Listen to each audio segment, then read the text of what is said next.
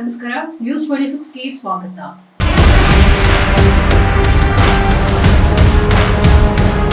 ಕ್ರಿಮಿನಲ್ಗಳಿಗೆ ಮಾಹಿತಿ ನೀಡುತ್ತಿದ್ದ 5 ಪೊಲೀಸರನ್ನ ಅಮಾನತುಗೊಳಿಸಲಾಗಿದೆ. ಕ್ರಿಮಿನಲ್ಗಳಿಗೆ ಪೊಲೀಸ್ ಇಲಾಖೆಯ ಮಾಹಿತಿ ನೀಡುತ್ತಿದ್ದ 5 ಪೊಲೀಸರನ್ನ ಅಮಾನತು ಮಾಡಲಾಗಿದೆ. ತುಮಕೂರು ಎಸ್ಪಿ ಕೆವಿ ಅಶೋಕ್ ಅಮಾನತು ಮಾಡಿ ಆದೇಶವನ್ನು ಹೊರಡಿಸಿದ್ದಾರೆ.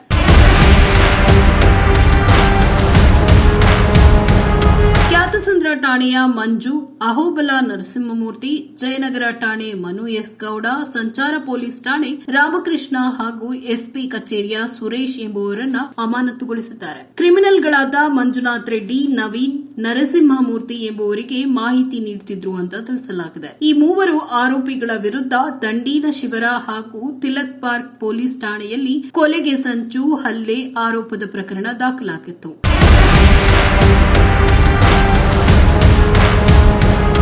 ವಾಟ್ಸ್ಆಪ್ ಮೂಲಕ ಪೊಲೀಸರೇ ಆರೋಪಿಗಳಿಗೆ ಮಾಹಿತಿ ನೀಡುತ್ತಿದ್ರು ಅಂತ ಹೇಳಲಾಗಿದೆ. ಮಂಜುನಾಥ್ ರೆಡ್ಡಿ ಮೊಬೈಲ್ ವಶಕ್ಕೆ ಪಡೆದು ಪೊಲೀಸರು ಪರಿಶೀಲನೆ ನಡೆಸಿದಾಗ ಈ ಪ್ರಕರಣ ಬೆಳಕಿಗೆ ಬಂದಿದೆ.